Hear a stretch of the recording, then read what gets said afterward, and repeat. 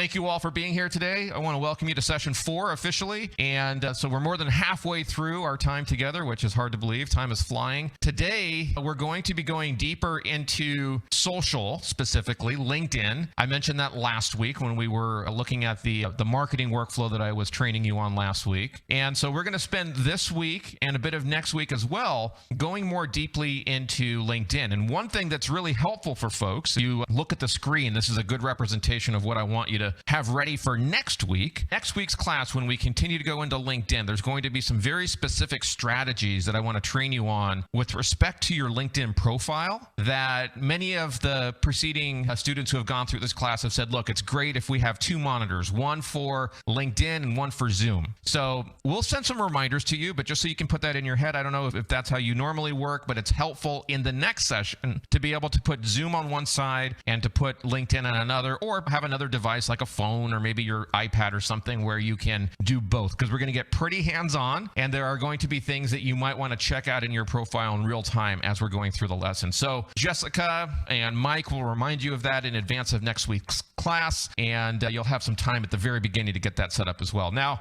part of my job, as I take it really seriously, is to keep you accountable to doing the work that's required here to learn these new skills, these OptiChannel marketing and selling skills. This is a new muscle. It is for many of you. It's a new skill. And so in that spirit, I want to ask you a few questions and just kind of get a temperature check on where you stand right now. So get your fingers ready, go over to the chat, and I have a couple of general questions I want to gain from you. First of all, relative to where we are in this process of getting your first campaign live and then launching at least 3 ways of communication, where are you right now? Where are you in that process? And if you're stuck somewhere in that process, please tell us in the chat. As I see you saying here, Leonard, I appreciate all the engagement from you and your team. That's what we're trying to do. That's our goal. We enjoy doing it. That's what we're here for. And I want to give you an opportunity, if you're stuck somewhere, to tell me, or if you're moving along well, I also want to hear that to encourage you. And secondly, an important question here. If you want to get out of your marketing what you aspire to, if you remember back 3 weeks, 4 weeks ago when I asked you what your number one problem was, if you want to really solve that, you got to put in the time. And so tell me, how much time per week are you allocating, or is your team member allocating, if you have somebody assigned to this work? How much time are you allocated to investing in doing this work, doing the work of marketing? And if you have somebody assigned to it, I'd love to know who that person is, how they're doing. Take a moment to write that in the chat. And then if you're running your self-promotional campaign, that's what this line represents here, right? Getting your first campaign out the door that promotes a service or a product of yours that you want your customers and your prospects to know more about. Have you picked a service or product that you want to talk about? Let me know there in the chat. I know I'm asking you a bunch of questions, so I expect a little bit of dialogue here. It's okay. Don't worry about answering all of them, but I just want to kind of get a sense. One of the questions we often get is, well, what should we promote? And that's one of the things that we talk about in this executive launch session with Joe Manos, which is kind of the first step in this process. We often suggest the thing that's got the most profit or margin for your company, something that maybe drives top line revenue, or maybe a new service, something that catches the eye of your market. But we can talk more about that in that kickoff session. So take a moment now. I want to go over there and read the chat here. And the point is, I want to know where you stand and just kind of get a sense for everybody, what everybody's doing. Melissa says, very close. Okay, very close to launching the first campaign. And Glenn, you're saying Melissa's working on it. And so about 30 hours, what, per week, Glenn? Is that the right tally, or is it 30 hours per month? Let me know kind of what the measurement is there. Melissa says the campaign we're focused on is gift cards, I think is what you mean. Next campaign will be loyalty cards. Okay, great. And it looks like Glenn is confirming it's 30 hours per week. Is that right? I want to make sure I got that. So I want to hear from Mark, Leonard, Kim, Juliana, where are you at? Joe, Jeffrey, Glenn, Brett. I'm going to give you a moment. Don't be shy. And if you're not where you want to be, that's okay. Please tell us. We'll do what we can to help you get where you need to be. Glenn says 30 hours per week. Okay, awesome. Joe says, I'm working on a new campaign along with a direct mail piece currently. I'm sending it out sometime next week. That's fantastic, Joe. What is the campaign promoting, Joe? Lisa says it's actually way more than 30 hours per week. Yeah, it can be, and in some cases it should be. Lisa says the company has launched the first campaign. I'm following up. We're talking about our second one today. I think you're saying what target market you're going to be picking. That's great, Lisa. So how did your first campaign do? And from your perspective as the sales executive receiving some of the correspondence and the digital engagement signals, did you learn something? Did you gain something out of that? Give us a little insight there. Love hearing that. Mark says we have a product focus on connecting. We have a focus on connecting our call to action with MindFire. Problem with connecting a tech component. Okay, Mark, I assume you've communicated to our team. If not, please articulate a little bit of what that's about here so that Jessica can run interference on that and help you get that sorted. Let's see. Brett says, I'm working on copy for my next campaign for a mastermind. Okay, fantastic. And another campaign for my book. I got to get my book finished. Okay. Leonard says, I'm in the planning stages now. Dan S. Our strategy. Lisa is also opening up new frontiers. Well, it sounds like you're all doing fairly well. Mark, you are getting help from our team? Okay, good. Good. Sounds like you're all doing fairly well. That's good. If there's anybody that I missed, please throw that there in the chat. If there's anyone that says, wow, I'm hearing all these folks talk about this and I'm nowhere close to where let us know. We'll help you. Yeah, so Mike is saying that maybe you could share some of your campaigns and results in the group. So Mike, yeah, let everybody know that. I encourage that. And I'd love, Mike, if you could gently encourage folks to do that. We would love to see your campaigns. One of you mentioned creating a direct mail piece. Post that in the private group. We'll get feedback. We'll get others involved. You might get some new ideas. So Mike Cherkuzio, I think that's a great idea. Let's go ahead and do that. So good job, folks. I also received notice from my team that, let's see, Juliana and Kim, you both joined the LinkedIn group, the private LinkedIn group. So that's great. I want to encourage you to join that group, all of you, and also to engage. I'm encouraging Mike as well on our team here to go out after you and gently try to pull you into conversation there in the group so that we can add more value, not only through what we can bring here at MindFire, but also through the power of the community that you can tap into. So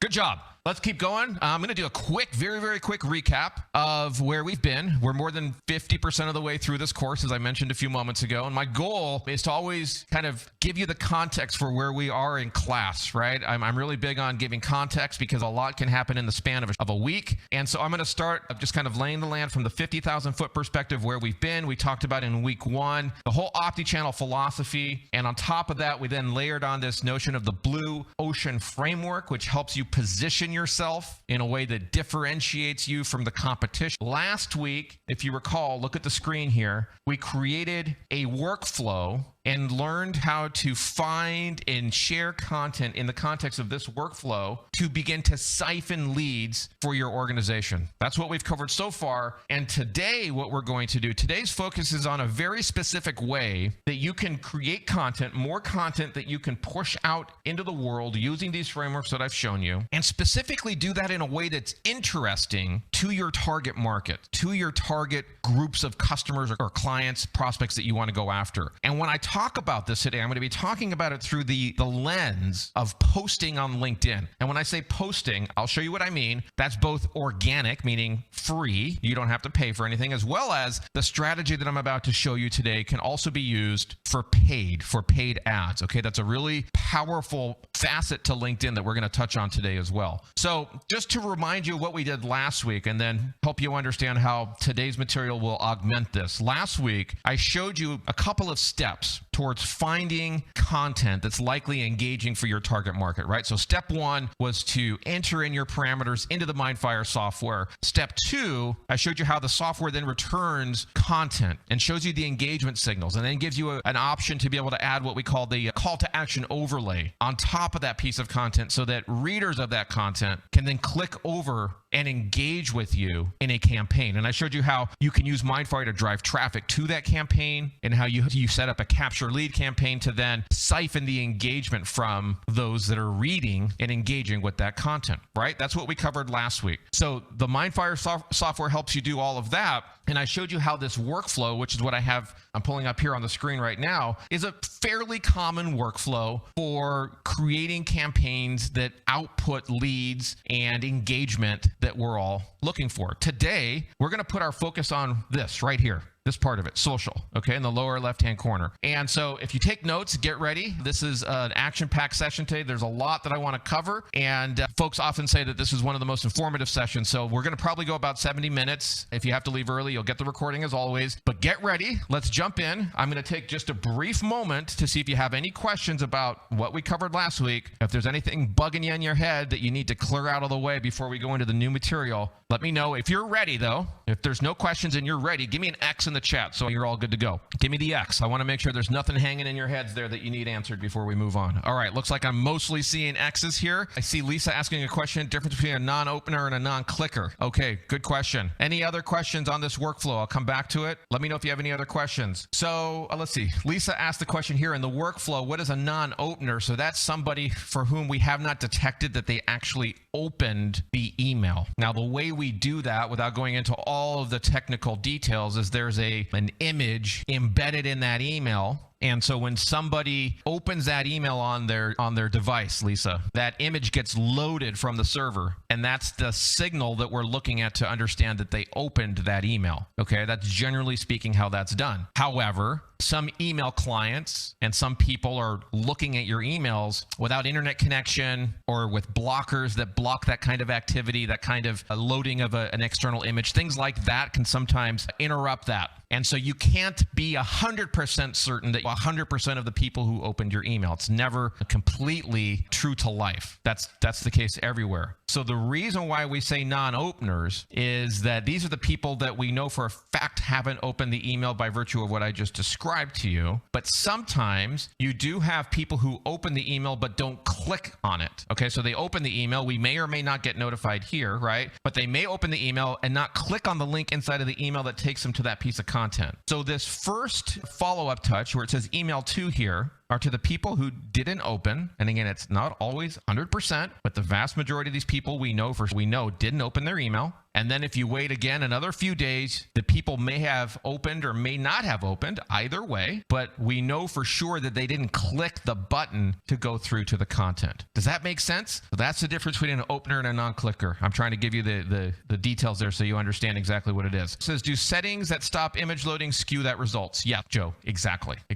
Lisa, sounds like it makes sense to you. Okay, good questions. Anything else? Let me know. We're here to help. Buckle up. Like this little dog here. Where are my dog folks? There's always at least a few people who love the dogs here. So let's start. What I'm going to talk about is how to distribute content for maximum engagement and leads. And there's a lot of people who are scared when I start to press on you with respect to sharing more content. And one of the insecurities that people have around that is, I'm just going to run out of things to say, right? Or I'm just not that interesting. Dave, if you're asking me to put all this content out there, what the heck am I going to say? Anybody resonate with that? Drop a 1 in the chat if anybody has that feeling like, geez, I just don't know what to say. I don't know if I'm that interesting. I'm going to run out of things to say. What I'm going to help you do today is understand how you can draw upon your life experiences, your work experiences, to fill this box here in a way that creates interesting content that drives people through your workflows. And specifically, I'm going to show you that in the context of LinkedIn, but this applies across the board in email, in video, in any of the modalities, in any of the optimal channels that you find your audience, and this same idea will apply. But today, I'm going to focus most of the conversation on this right here. So if you're not familiar with LinkedIn, or even if you are, when I talk about creating content or posting, I'm talking about filling this box right here, okay? Now, the same lessons, like I said, apply not only to the organic aspect of LinkedIn, but also to paid LinkedIn ads. Anybody doing paid LinkedIn ads? Let us know there in the chat.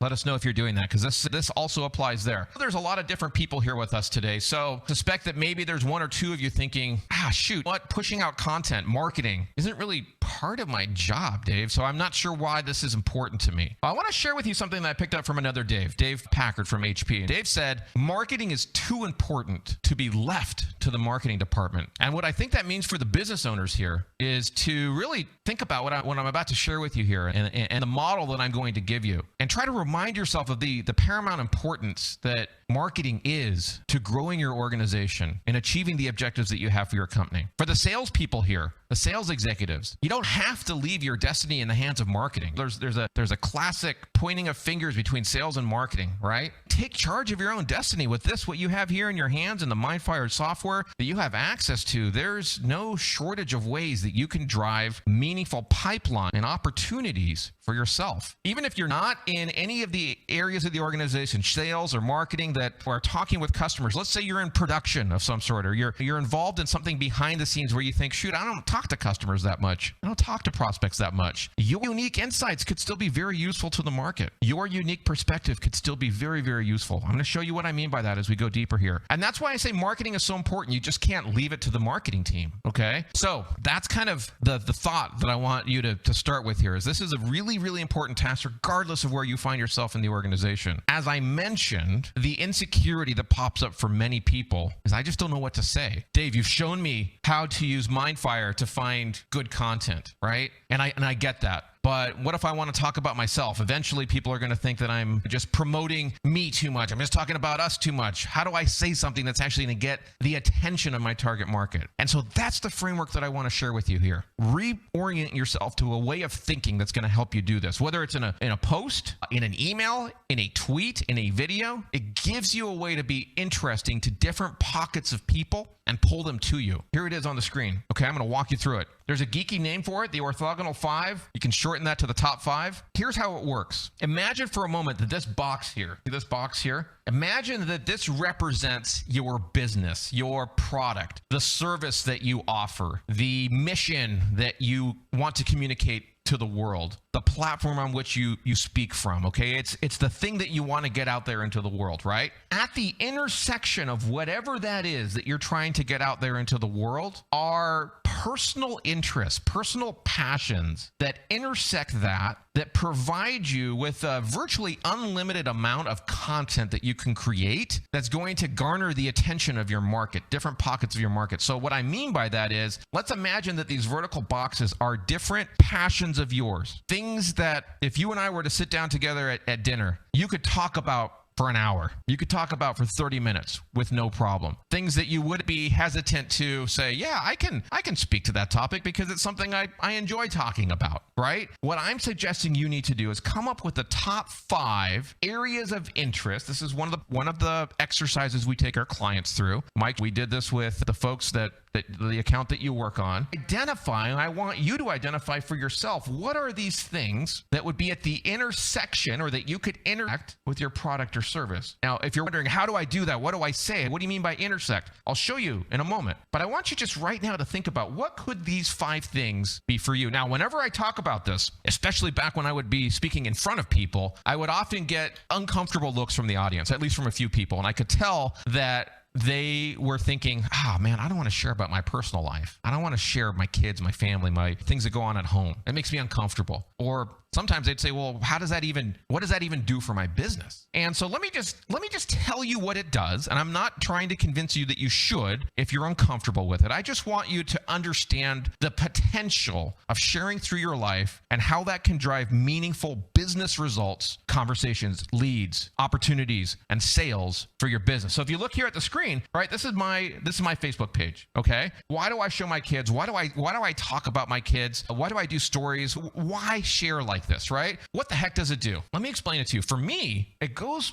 back to 1995. It was March of 1995, and I remember it was a Friday night. I lived at home still with my mom, and it was one of those kind of hot, humid nights here in Southern California. And I was sitting there listening to Nirvana. I don't know if I have any Nirvana fans here. Let me know in the chat if you're a Nirvana fan. And I got a call from my mom. The phone rang. She was out. So I was here at home. I was at home, got a phone call from my mom. And I picked up the phone. Kim looks like she's a Nirvana fan. That's awesome. And Soundgarden, there we go. And so I remember the CD I was listening to. I remember the phone ringing. I remember picking it up. It was my mom. And she said, honey, your grandfather just committed suicide. That's exactly what she said to me. Now, my mom and I were having a tough time as it was. And so just saying it like that, I remember was just like so jarring. First of all, the way she said it. And second, the fact that my grandfather just killed himself. And I remember my stomach dropped. I had this feeling like the room was spinning. I'm sure some of you have felt that, right? And unfortunately, my experience with suicide didn't stop there. Fast forward to 2012, wasn't living with my mom anymore. Obviously, I had a wife, and we had one little girl at the time, Abby. She was about 9 months old, and it was a Saturday morning. I was in bed cuddling Abby, as one does with their kids on a Saturday morning. And again, the phone rang, and again, it was my mom. And this time she said, honey, your uncle, his name was John, killed himself at UCI, which is a school near us here in Orange County. And so Ed is my grandfather. John is his son. So father and son. And it was a horrible feeling and a reminder back to when my grandfather had done it. My heart sank, and I'm sure if you've been through anything like this, what I'm describing, right? I'm sure some of you have been through really, really tough things, some probably tougher than what I'm describing here. You've all been through something. Some of you have been through unbelievable amounts of pain in your life. So let me ask you a question. Now that I just shared that with you, how many of you felt something when I described the situation with my grandfather and getting that phone call from my mom, or lying in bed with Abby and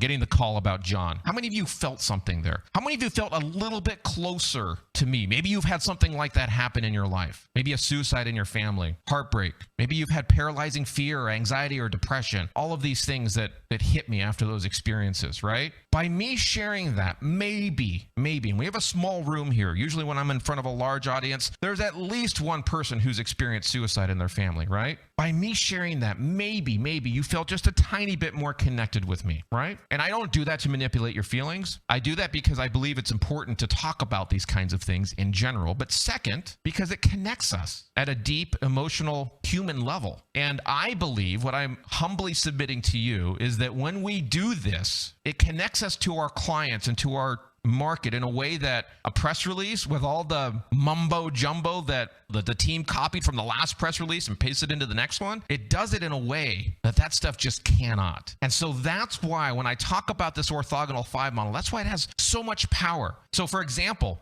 based on the story that I just told you, right? If my mission, my goal in life as it is to help folks understand OptiChannel marketing, right? If that's what this box represents, then for me, at the intersection of that passion, that love, and print, which is another segment, another topic that I'm very interested in. At the intersection of print and OptiChannel are a group of you, people that I can resonate with, right? Or I mentioned Nirvana, right? Who said they liked Nirvana? I think it was Lisa, right? At the intersection of my love, my passion, my interest, my geekdom about Nirvana and Kurt Cobain, right, is another group of people. Intersection of OptiChannel and Nirvana is another group of you that I could connect with. Or I mentioned how I was lying in bed with my kids. Now I have 4 of them, right? So if we went from Abby, 1, now we have 4 of them. I think there's 1 missing in this picture here, right? At the intersection of being an entrepreneur, a business owner, being a dad, and what all that mess means, right? At the intersection of that and OptiChannel is content, posts, emails, tweets, videos that speak to your audience. Am I making sense? Am I making sense? Give me a 1 if you're understanding this. Give me a 1. Give me a 1. The other way to think about this, do you remember that kid in, let's say, high school? I'm actually picturing this kid right now from my high school that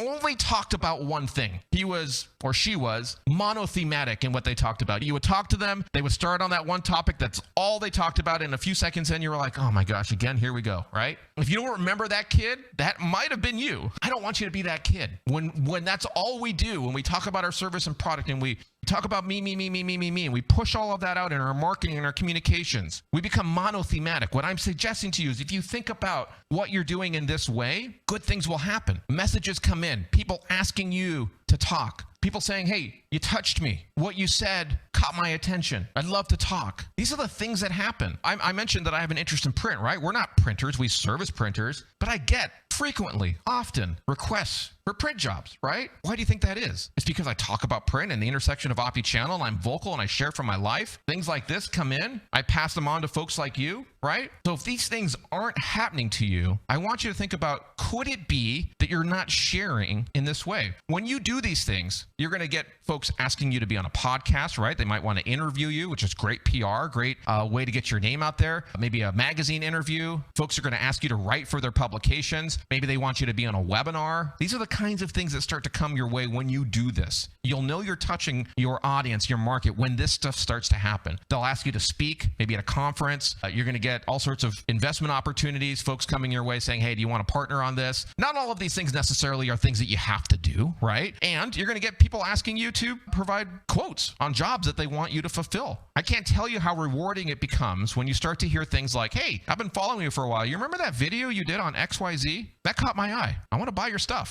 That's That stuff happens. I'm consolidating down a conversation, right? But those kinds of things happen. Now, not all of it's going to be good. Sometimes you're going to get my uncle here from Nigeria, right? Who's going to say he's got this great, fantastic business opportunity for you. That happens. That stuff happens. Don't worry about that. When you do this right, you're going to start to get the kind of attention that you want. By the way, this guy, I don't know if this story, but a famous situation here ended up being this guy over here who's in jail now. But anyway, I digress. So here's the framework, all right? What I want to do now is I'm going to pause for a moment here. I want to give you a moment to think and to tell me what your top 5 might be that fit into this model. Glenn says it makes sense, but definitely not easy to put yourself out there like that, especially if it's not part of your personality. I understand that, Glenn. I totally understand that. That's one of the reasons why this sometimes makes it easier for people, because I would assume, Glenn, there's something that you could talk about if we were meeting over dinner. There would be a topic that you could probably talk about for 30 minutes, 45 minutes, an hour, right? Can you connect those? Can you intersect that with this and then start sharing it in a way that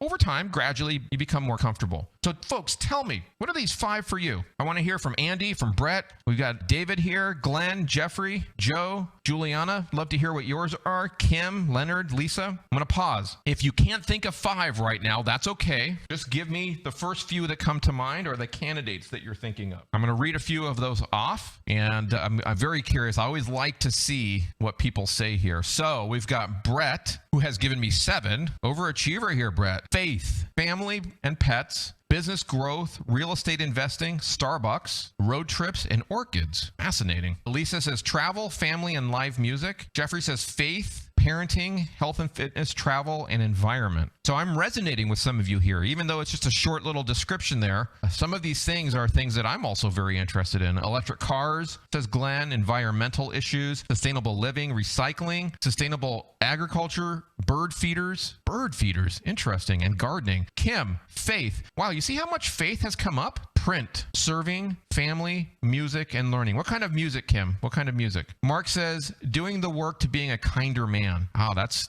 good. Mark, I sense there's a story there, right? Is there a contrast between who I was before and who I am now in that journey, or the journey that you're on? Andy says faith, travel, print, and automotive. Really interesting. Jessica, the outdoors, nutrition, fitness, country music. I didn't know that, Jess. And cooking and baking.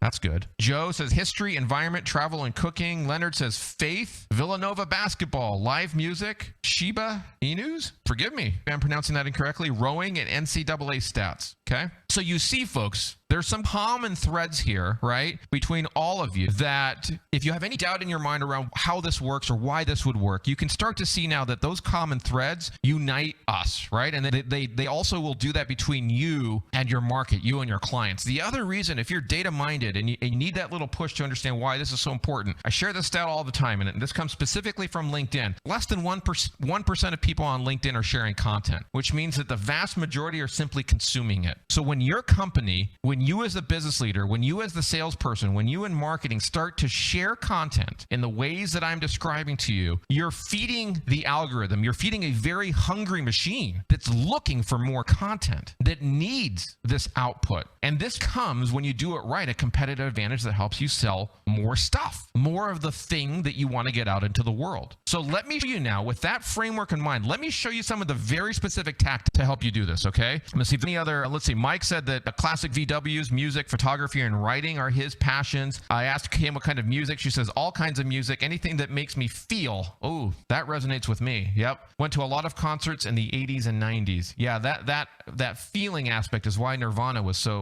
big for me when I was younger. Interesting. So I think there's a lot of connection points there. So as I share these tactics with you now, as we break this down and you get some tactics here, you're taking notes, okay? I want to remind you of something that's really important. As I share this with you, don't think of these things as immutable truths. These aren't the 10 commandments, okay? But they are things that, generally speaking, we have found to work between what we do here at MindFire, what our clients do, what we do for clients when they pay us to do this for them, okay? But you should never be afraid to experiment. So when I say experiment, I mean do weird stuff. Do stuff that's different, like post a picture upside down or post a black video like the one you see here on the screen. These are all things that I've experimented with, right? You never know what you're going to find that resonates for you uniquely and for your audience. Okay, so don't be afraid to try new things. I'm going to give you some things that will help you, but don't be afraid to try new things. Now, when I talk to people about this, especially as it pertains to sharing through one's life, that another insecurity is, what if I get attacked? What if people put me down? What if people make fun of me? What if I get a troll? Anybody have that insecurity? What if I say something and people just poo-poo it, right? Anybody have that insecurity? Give me an X in the chat if anybody feels that, because you start to become vulnerable. You start to expose yourself in a way that removes that veneer, right? And so I want to show you an example of when that happens. Looks like Lisa says it happens. Mark, Jeffrey, look at this. I did a post here about the intersection of being a dad and my passions around business. And this is a post about how I had my 2 girls here learn how to run a garage sale. Okay, you can go read it later, but this is the idea. Some pictures and some narrative here about that experience. And now what happened is, look at this guy over here, Yuval. Look at this over here. I'm going to read this to you. So in this story, by the way, so the story is basically I taught my daughter wanted to buy new shoes, and I taught her, hey, instead of me giving you the money, why don't you learn how to make the money, and I'll show you A to Z how to get it done. And she ended up making, what was it? I think $78. Okay, so here's Yuval. He says, so in this story, who teaches the dad not to waste so much money on all this absolute junk that his daughter never needed in the first place? Look at this guy. She's learning nothing out of it. This isn't a business. You spent money on this, and she's selling it at a loss. Only lesson here is that her daddy doesn't understand how money works. Dude, come on, man. But this stuff happens. It happens. It's going to happen. It may not happen in your first post, might not happen in your 10th, might not happen in your 100th. Often the people who will take the time to write something like this are really hurting themselves. I saw a lot of you in your top 5, top 6, top 7 areas of passion talk about wanting to be better people and helping people find personal growth. So sometimes just remember, friends, that these people are actually in a lot of pain. What I typically do, I usually have 2 thoughts. The first is that, how can I learn something from this person? I actually ended up becoming friends with Yuval, right? I learned a lot from him. Different upbringing from a different part of the world. I talk to these people. I might be a little strange, but that's what I do. That's the first thing. Second, and this is a little self-serving for you, but folks like this are good for engagement, meaning they're going to start conversation. What you want in your posts are people talking. You do want to draw attention. And so when people like this start to write, you're going to have other folks of yours jumping in and conversing with them. And as long as it stays civil, which a LinkedIn is actually fairly good in that regard, better than Facebook, it can be a helpful thing to help you drive that post in front of more people, okay? So don't be afraid. This is something that might happen. You need to develop a little bit of a shell. That's why I've got my little friend the turtle here. But what I'm telling you, there is a strategy that gets you down this road in a way that's going to be very, very helpful to you in the long term. So the first tactic I want to show you, what I have here on the screen, okay? As you think about what you're going to post, what you're going to put in here, I've given you the orthogonal 5 model, right? The top 5. But what I want to show you is how you can actually spy on what your competitors are doing, and more specifically, what they're putting money behind, so that you can inform your own thinking, so that you can get new ideas, so that you can look over their shoulder to understand what's working for them. Let me show you what I mean. Almost all of the modern social platforms, and don't worry, you don't have to take notes on this. You'll get the record and the slides. Almost all of the modern platforms have some sort of transparency section. I'm showing you on Facebook here. Let's imagine Slack is a competitor and want to see what they're running. So you find this little section called Page Transparency. You click on it. There's a box here called Go to Ad Library. You click on that. And when you click that, this is what comes back. All of the posts that company is putting money behind to promote. How many of you was that a new thing? Drop the word new in the chat if you didn't know you could do that. Was that new to you? So in other words, you can see what Slack is spending money on, what content, what creative, what call to action, what landing page, what funnel, all of those things. You can OptiChannel them basically and see what they're doing, what they're putting money into. Now, the same thing is true over on LinkedIn, right? So you can go to LinkedIn. Let's continue with the Slack example. And by the way, the UIs, they're always changing in these products. So you might have to Google around or ask my team to Google around for you to find if this thing gets moved. Sometimes I think they actually moved it up to here lately or as of late. But the same thing applies here. You can find the ad section. You go there, you can see what ads they're running. Something that's really cool about LinkedIn is you can click these little 3 dots up here, and then you copy the link to the post. And if you paste that into a web browser, check this out. 686 engagement, 16 comments. Okay. So imagine for a moment, friends, that you find a competitor or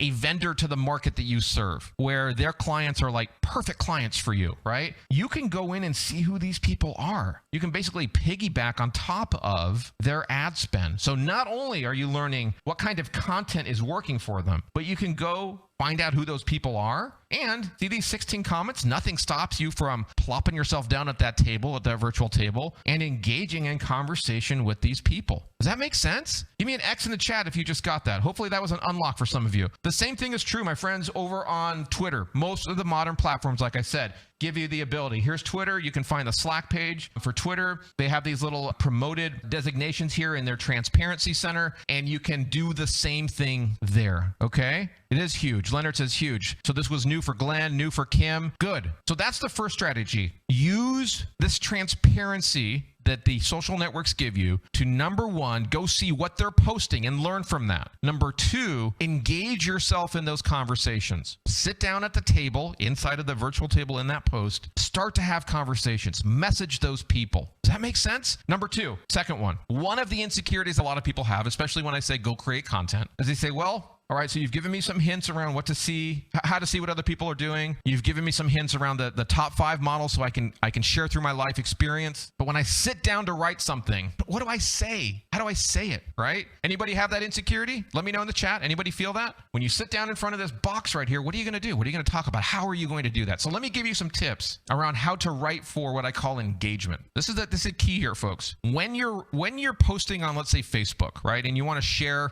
what you had for lunch, the classic example, right? You're not necessarily writing for engagement. There's a difference. What I'm trying to say is that when you're doing this kind of communication, the goal of it is to give away value and to engage your market, your prospects and your customers who are seeing that post, okay? And there's some specific ways to manufacture to get that engagement. Number one, and again, these are not immutable truths. I suggest you experiment with them, try them. If what you're doing isn't working, then maybe try some of these, okay? Write like you talk, more or less. We have some clients, Mike knows this, we have some clients that have a unique writing style, and we may be tempted to clean that up. Some of you may think, I can't write well enough to share stuff. It doesn't have to be the next great American novel, okay? Write like you talk, more or less. Edit it to make it as easy to read as you can. Edit it for clarity. Try to make it as clear as you can. And try to write at a 2nd to 4th grade reading level. Now, that may surprise you. You may think, and I get this a lot from people, my audience is college educated, right? They're not going to read at a 4th grade level. Well, if you look at the data around the average American, for those of us who are here in the United States, and if you look at the data, you'd be surprised at what level people are reading at. To make something easier to read is really never going to hurt. If you can dumb it down to 2nd to 4th grade reading level, it makes it faster, easier to consume. I'm going to show you how to actually measure what you're writing at here in just a second. I also suggest that you have a call to action. Now remember, when you're writing these posts, you're writing for engagement. You want to get your audience to take a small step towards you. I'll show you what I mean by that here in a minute. And when you're sharing on LinkedIn specifically, I recommend that you try posting, if you're going to be posting to a piece of content, that you don't include the link in the post. As counterintuitive as that seems, because it appears to us practitioners, and you can test this, that if you put a link to the piece of content in the post itself, LinkedIn looks at that and says, they're sending people off of LinkedIn. And it seems that they diminish the amount of views that they provide, thus decreasing potentially your engagement. So the strategy is instead to put the link in the comments, okay? And these are some lessons, again, like I said, if you're taking notes on this, or if you're going to get the slides afterwards and get the recording, these are things that if you're not getting what you're looking for, I suggest you try experimenting with these things. Now, here's a very helpful tool. Mike, if you don't mind, throw this into the chat. Throw this URL into the chat for everybody. It's called Hemingway. It's free. When you go to hemingwayapp.com, this is what you're going to see. And what it allows you to do is basically you can paste your post in here, okay? Whatever it is that you thought you want to post, paste it in here. And a couple of helpful things. Number one, look over here. See where it says grade 6? This tells you that you're writing at approximately a 6th grade reading level, okay? And there's an algorithm that helps these applications assess where you are. So what you should do then is look down here, see where it says 1 of 11 sentences is very hard to read. That means that this sentence here is hard to read. Revise that sentence until it's no longer read like that, okay? Then if you look here, it says 1 sentence is hard. Oh no, this one's very hard, this one's hard, okay? So it's telling you this yellow sentence here may be difficult to read. Revise that one as well. And when you do that, this grade level starts to come down. So revise your post, try to get it to 4th grade, try to get it to 3rd grade. If you can, if you reach the pinnacle of success, maybe you'll be writing at a 2nd a second grade level. All right. So that's a very useful tool. Mike just put that in the chat there. So what I usually suggest you do is write your post, dump it here into Hemingway, revise, and see if you can improve it to make it as easy to read as possible before you just go ahead and post it. Okay. Now, when you post, there's a couple of things I want you to know. Remember, I'm talking about posting in LinkedIn. This also applies to other social platforms, but right now I'm talking about LinkedIn. Okay. Look at the screen here. Imagine this is a LinkedIn post. This is like a cup or a wireframe of a post, okay? A couple of things I want to draw your attention to. The first line of your post, the first line is really important. If you're going to obsess over something in your post, spend time on that first line, okay? Because it's what shows up on the mobile. It's what shows up before those little dots that say read more, okay? And it's what usually is going to grab the viewer's attention. Now, once you've got their attention, you want to make it easy to read. One way to do that, especially for us older folks here, is to write one line per sentence or so, okay? With line breaks in between. You've probably seen some posts, they're just a big block of text. If you want to drive engagement, try breaking that up into one line or so of text with a space in it. There's actually a name for this. It's called on LinkedIn. There's actually a name for it, and it usually can help you drive engagement if you do that. Thirdly, like I mentioned to you, include a call to action. For example, let's say Andy, that you're promoting a webinar, okay? Instead of just putting the webinar link here for people to sign up, ask them if they'd like to attend. Tell them, hey, drop a yes in the comment and I'll give you the link or I'll sign you up. When you do that, you're incentivizing your readers to engage with you. You want that engagement. Does that make sense, everyone? Give me a yes in the chat if you're understanding that, as opposed to just putting the link here, which is easier for you, right? Of course. But do we want easy or do we want the results? If you want the results, pull the link out of there, ask your audience to ask you for it. Have them raise their hand and reply to them in a comment. That's going to drive engagement. And then here at the bottom, tag yourself. If you don't know how to do that, I can show you. One of the reasons why you tag yourself, it might seem counterintuitive. They know who this post is from. It's got it at the top, right? Well, specifically on LinkedIn, their notification system isn't that great. You seem to get better notifications about people engaging with your post if you've actually tagged yourself in the body of the post. Just one of those little things that you'll learn as you go along here. And now lastly here, if you look at the bottom of this picture here, you'll see these hashtags, okay? I suggest that you experiment by picking a few relevant hashtags. Now, what is a hashtag? If you don't know, I'll describe that to you in a second, but pick hashtags, check their visibility, check how useful they are to you. Don't make them up on the fly, but actually put a little bit of time looking into them, okay? So let me describe to you what a LinkedIn hashtag is. You've probably seen people do this. You'll see something like this where people will create this thing at the bottom of a post or somewhere in their post, something like, pound, this is a great post, you should really, really love it, right? They're trying to be cutesy, they're trying to be funny. They think that this is what the purpose of a hashtag is. It's actually not that. This hashtag doesn't have anybody following it or listening to it. A hashtag on LinkedIn specifically is a term, is a topic, a content topic that other people say, hey, I want to subscribe to that. I want to know when people are talking about that. When you make something up like this, nobody cares. Nobody's listening. On the other hand, if you use a hashtag like this one here, digital marketing, it has 27.5 million people following it who have said, hey, I want to see more content, even if I'm not connected to that person, about this hashtag. So your opportunity is to go and find hashtags that are relevant to your customers, to your prospects, and to start to sprinkle them into your posts to widen the breadth of who can see your content. Does that make sense? Give me a yes in the chat, everybody, if you're understanding that. That's the first thing you should do, is check to see if those hashtags actually exist, how many people follow them. Does that make sense? If you don't know how to do this, let me know. I'll show you at the end, okay? Number 3, when you post, you need to create engagement. You need to give it a little kick. You need to give it a little fuel, okay? I'll show you, Andy. Jessica, remind me, or Mike, remind me at the end, okay? So I'm going to bring up 2 pages here in the training. I want you to print these out later, okay? I'm going to go through it pretty quickly, but I want you to print these out, and I want you to keep these in mind the next time you post, okay? I'm going to show you what you should do, and I want to show you what your team should do. There's 2 pieces here, what you should do after you post and what a team of people that you assemble should do to help drive engagement for that post, okay? So the first thing that I want you to do, after you do your post, a lot of people think, my job is done. Created the best post ever, I can go on with my day. Well, you could do that, or if you want real results, here's what you should do instead. after you publish, tell your team, this could be your staff, this could be other people in your organization, to go find the post in their feed, to actually click the read more and read the whole post. Remember, trying to show LinkedIn some positive signals here. Read the whole post, give it an engagement like a like or a support or a heart, something like that,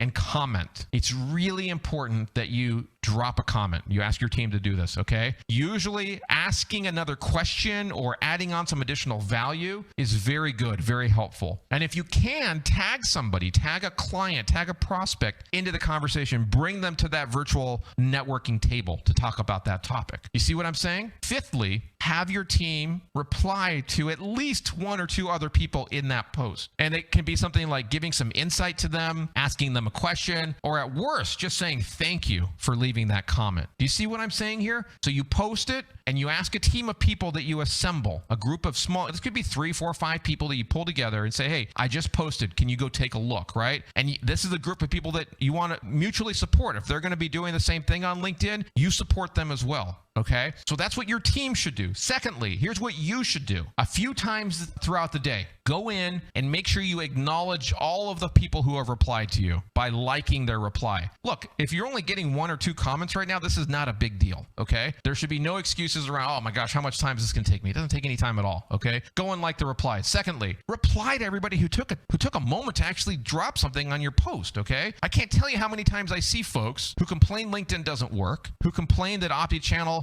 that LinkedIn is not an optimal channel. And I go and I look at their content, they've got some comments and they haven't replied to them. What do you think is going to happen if you do that, right? Go in, reply to the comments, ask them a question. That's usually a good strategy because it solicits further information. It drives engagement. Make sure to tag that person in the reply. If you don't know how to do that as well, I'll show you that. And sometimes it's really helpful to pull somebody in who has an opposing view into the conversation. Again, why? Because we're trying to drive engagement. You're trying to create something that's going to garner attention. Thirdly, connect. Go and look at who's dropping comments and who's liking your post, who's engaging with it. You can see those names. Scan down that list and look for good prospects. Again, if you don't know how to do that, let me know in the chat. I'll show you how to do it here in a minute, okay? Connect with everybody who's in your target market. Send them a little note saying, hey, thank you for stopping by my post about whatever it is, Nirvana and print, right? Really appreciate that. Did you like Nirvana when you were a kid or whatever the question might be? Love to connect with you here. That's it. Doesn't take more time than that, okay? And what you're doing now is you're starting to build these one-on-one connections with people who are actually reading your content. Does that make sense? Mark is saying, where do we check for hashtags that are followed? I'm going to show you that here, all right? Now, what I want you to know, folks, is there is a right way to do this, which is what I'm describing to you here. I'm going to show you more of that next week, okay? There is a right-ish way to do this, but again, I don't want you to feel shackled by these restrictions. I just want you to understand what it is that you need to do in order to get the outcomes that you actually seek, okay? If you're not getting what you're looking for, then it's probably because you're not doing these things. So I'm going to pause now. We've got about 15 minutes officially left on the clock. MindFire team, please let me know what were the things that people wanted to see here. There were a few that people wanted to see. What was the first one? I think it was hashtags, right? How to find and follow the hashtags. Is that right? I'll just do that one as the MindFire team pulls that together for me here. Let me go here into LinkedIn. So it looks like, Mark, you were asking that question, and I think there was one other one too. So let me go ahead and load up LinkedIn. Give me one moment here. Pull up the right monitor. And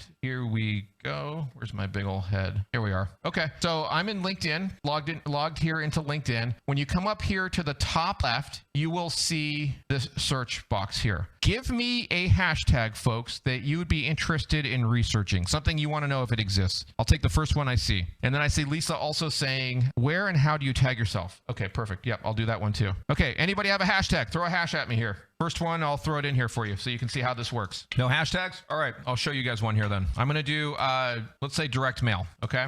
Oopsies, direct mail. There we go. So you see how when you start typing this # here, and then you write the word direct mail, it comes back with a couple of suggestions, right? When you click on this one, I'm going to click on this first one here. It's going to go to a page. This is the hashtags page. And do you see this right here? 3,684 people following that. So Andy and Mark and the others who asked how to know, this is how. Now, actually in your MindFire software, what you can do is you can add this hashtag to a list. We have training. If you want that link, let us know in the chat. We'll get that to you. That was the one that we did this last Friday. You can add these hashtags to a list and mechanize the monitoring of that hashtag. How many people are following it, what kind of content they're posting, things like that. Some very useful daily things that the software can run for you. But it's really important first that you understand the strategy behind it before you just start using the software to do it, okay? But that's how you do it. And now you can scroll down. Let's imagine that you're looking for prospective clients, okay? These are all people that are talking about direct mail, that are involved in direct mail in some way. You can go in and start engaging with these posts. You can drop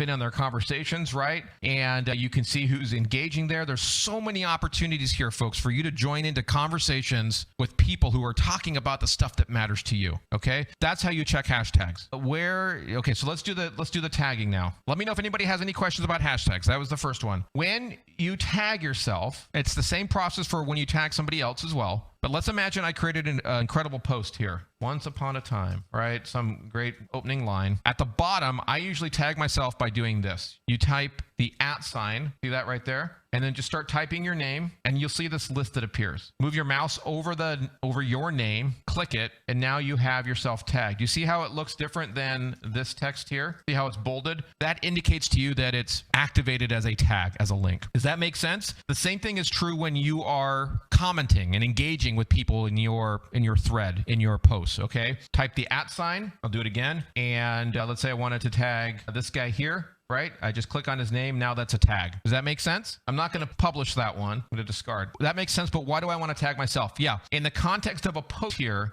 Lisa, it's a great question. The notification section here is one that, especially as you start to get up and running, is kind of a place that you really want to do quite a bit of work in. This is where you're going to start to see what's happening with your content, what's happening with your posts, what people are saying about you, things like that, right? What we have noticed, and it's getting better, but what we've noticed, see like how John mentioned me here in a post, right? The reason I got notified because he tagged me. What we have noticed is when you're posting yourself, when you do a post, just like I showed you here, sometimes when people are engaging with that, you don't get notified up here. And what will help that work better seems to be if you tag yourself in the post. Don't know why. LinkedIn's probably fixing it or it needs to fix it, but that's why we do it, okay? So just a little pro tip there. I'm giving you the insights from having done this and helping clients do it. All right, we have about officially 12 minutes here left. What else can I show you, folks? What else can I do to help? Does that make sense, everyone? Anything else about LinkedIn? I'm happy to answer questions. Happy to help you understand how this works. If there's anything else I can do there. What I want to know from you now, I always ask this question. I want to know what stood out to you today. So if you're here listening to me right now and you're thinking, oh my gosh, we did a lot today, right? We went through so many different things. What would really be a gift to me is if you could tell me what was that one thing that stood out to you today that created that new connection for you, that new spark.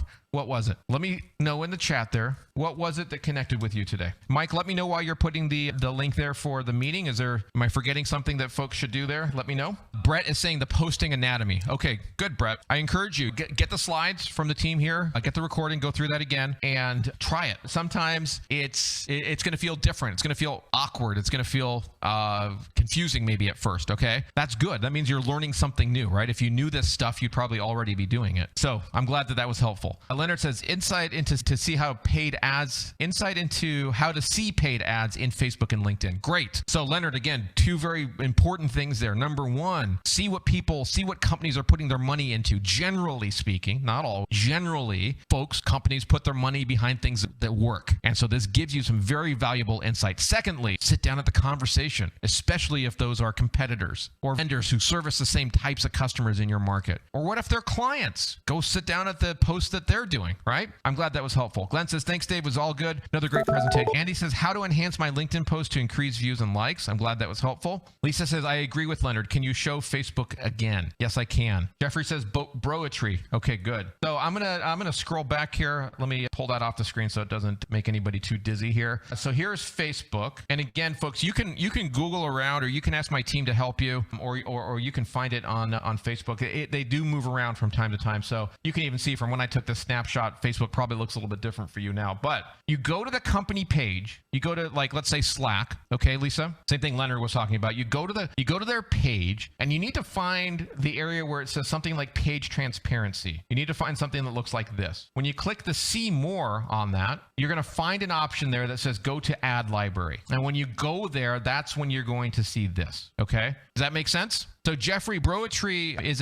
a term that is used in the industry, actually is used by practitioners. And you'll see some people who do it. You'll see some people who don't. Again, there's nothing that necessarily says that you will fail if you don't use it. But if you haven't tried it before, I would say commit to trying it. See what happens, especially if you can arrest the reader with your first line and get them to read the second and get them to read the third. If you can start to think about how you need to interrupt and engage through the news feed in that way, then that technique could be really powerful for you. So Lisa, it sounds like that was helpful to you. Good. Thank you, Lisa. All right, what other questions you all have? Anything else I can do to help? Andy, Brett, David, Glenn, Jeffrey, Joe, Juliana, Kim, Leonard, Lisa, Mark. I'm going to pause for just a moment, see if you have any other questions, anything else I can do to help you. MindFire team, what am I forgetting? Is there anything else I'm forgetting here? Anything else we should ask for? Anything else that we need? I do have something here for you folks. For those of you who are still here, let me remind you of something. I'm going to pull it up here on the screen for those who are still hanging out with us right now. Remember, we talked about this in week 1, but I want to remind you of this again. Through this course, what I'm helping you do is I'm trying to help you understand how to create more targeted leads for you and your business, right? That's the goal behind this 6-week course. However,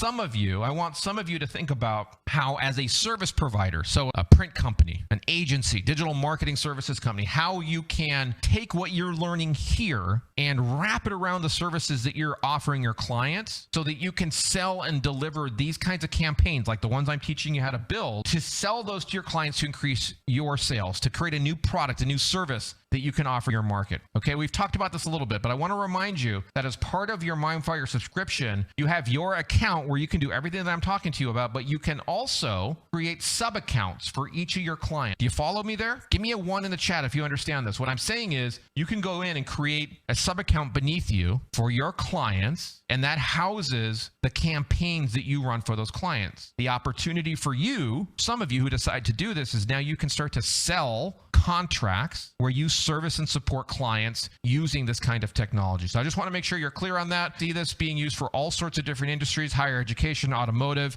financial services, nonprofit, insurance, healthcare, manufacturing. There's many different industries that are in desperate need in some cases of reigniting their sales and their pipeline, given kind of the year that we've been through over the last months. We actually have a demo here. MindFire team, Jessica, Mike, let's see who gets there first. Go copy that link out of the deck there and paste it in the chat for everybody. If you are thinking about presenting something like this to a client, you want to have a demo site. This is a demo site that you can use. We can actually also copy it into your MindFire instance if you want that. But when you go to this demo site, you can key in a couple of details, and then it allows you or the client that you're demoing it for to experience what OptiChannel is like, with some text messaging, with some ringless voicemail, some emails, some personalizations. It's a cool little experience to give people a taste for what you're talking about in a tangible way. Looks like Jessica won, so there it is. Go ahead and check out that link, folks. Have fun with that. And unless there are any other questions, please let me know if you need to leave. Check out that link. Go ahead and play with it. And like I said, if you're serious about actually doing this for your clients, we can create a copy of this or an instance of this that we put inside of your MindFire software so that you can put your logo in it, change the content, things like that. If that's of interest to you, let us know. So Andy, Brett, David, Jeffrey, Joe, Juliana, Kim, Leonard, Lisa, Mark, any questions? So Jeffrey would like this. So Jessica, I think you have a process now kind of worked out for this. If you could connect with Jeffrey on that, that would be fantastic. Jeffrey, what kind of clients do you service again? You've told me before, I think. Remind me, what kinds of